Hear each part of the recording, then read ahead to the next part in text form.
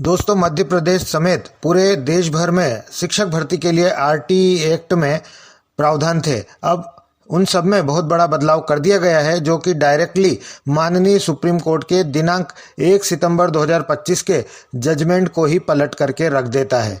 माननीय supreme court ने 1 सितंबर 2025 के जजमेंट में यह कहा था कि ऐसे इन सर्विस टीचर्स जो कि 31 मार्च 2015 तक सिस्टम में आ चुके थे, लेकिन अभी तक वो टेट क्वालिफाई नहीं थे, तो आरटीई एक्ट में जो 2017 में संशोधन किया गया था, जिसके अंतर्गत उनको 4 साल का समय दिया गया था, जिसकी मियाद 2019 में पूरी हो रही थी, और तब तक भी अगर वो टेट क्वालिफाई नहीं थे तो 1 सितंबर 2025 को जब सुप्रीम कोर्ट ने अपना जजमेंट दिया, उससे 2 साल का समय उनको दिया गया था।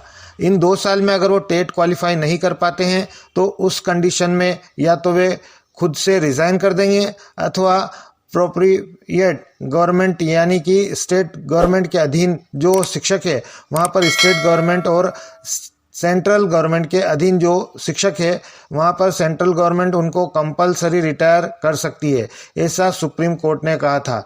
अब इन सब के रिगार्डिंग आपको पहले भी जानकारी दी जा चुकी है। इन शिक्षकों को तभी राहत मिलेगी जब संसद से आरटीई एक्ट में बदलाव होगा। अब आरटीई एक्ट में महत्वपूर्ण बदलाव कर दिया गया है। क्या इन सभी शिक्षकों को टेट से पूरी तरीके से छूट मिल गई है?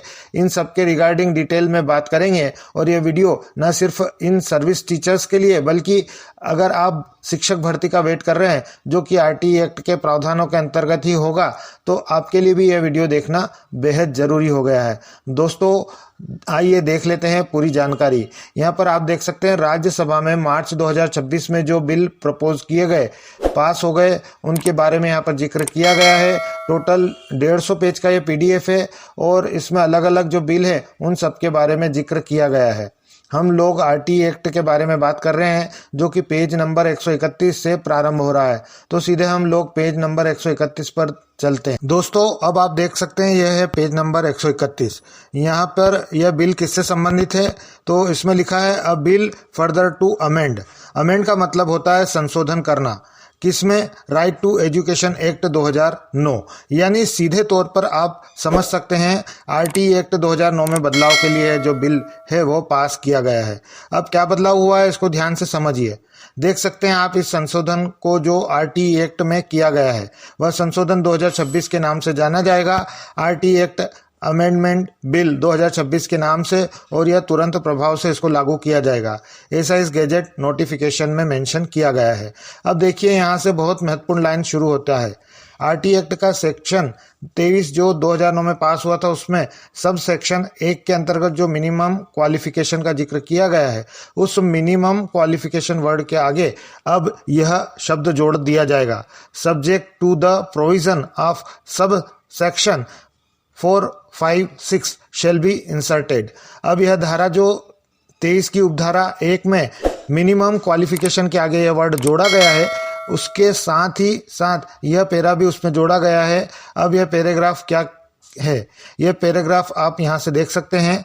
यह पहला पैराग्राफ जोड़ा गया है, इसमें साफ शब्दों में लिखा गया है कि कोई भी एजुकेशनल क्वालिफिकेशन जो कि बाद में लागू किया गया है, वह पहले के इन सर्विस टीचर जो कि आरटीई एक्ट के द्वारा समय समय पर जो नियम बनाए गए हैं उनके अनुसार जो भर्ती हुए हैं, उनको अपनी नौकरी बचाने के लिए या फिर प्रमोशन के लिए या फिर सीनियरिटी के लिए या फिर किसी भी प्रकार के टर्मिनल बेनिफिट के लिए कोई भी नई परीक्षा या अतिरिक्त योग्यता हासिल करने की जरूरत नहीं होगी। इस अधिनियम में या इसके अंतर्गत बनाए गए किसी नियम, अधिसूचना, निर्देश, दिशा निर्देश में किसी बात के होते हुए भी कोई भी शिक्षक जिसे इस अधिनियम के प्रारंभ होने से पहले तत्कालीन प्रचलित भर्ती नियमों, योग्यताओं और प्रक्रियाओं के अनुसार किसी विद्यालय में नियुक्त किया गया था, उसे आरटीई एक्ट संशोधन 2026 के प्रारंभ होने से पहले या उसके बाद निर्धारित किसी अतिरिक्त योग्यता को सेवा में बने रहने, पदोन्नति, वरिष्ठता या अंतिम लाभों की शर्तों के रूप में प्राप्त करने की आवश्यकता नहीं होगी। यानी कि सुप्रीम कोर्ट के जजमेंट के सीधे तौर पर पलट दिया गया है इस आरटीई एक्ट में संशोधन के माध्यम से। 5वां पैराग्राफ यह कहता है कि इस अधिनियम के तहत निर्धारित कोई भी परीक्षा या अतिरिक्त योग्यता भविष्य में लागू होगी और केवल इस अधिनियम के प्रारंभ होने के बाद की नियुक्तियों पर ही लागू होगी। यानी कि यह बदलाव प्रोस्पेक्टिव होगा, रेट्रोस्पेक्टिव नहीं। 6वें पैराग्राफ में कहा गया है कि इस अधिनियम के प्रारंभ होने से पहले नियुक्त किसी भी शिक्षक को केवल किसी परीक्षा में पास न होने या अतिरिक्त योग्यता प्राप्त न करने के आधार पर न तो नौकरी से हटाया जाएगा, न प्रमोशन रोका जाएगा और न ही कोई अन्य नुकसान होगा। 7वें पैराग्राफ में स्पष्ट किया गया है कि सरकार इन सर्विस टीचर्स के लिए ट्रेनिंग और स्किल डेवलपमेंट प्रोग्राम चलाएगी, लेकिन इन ट्रेनिंग को उनकी नौकरी या प्रमोशन से नहीं जोड़ा जाएगा।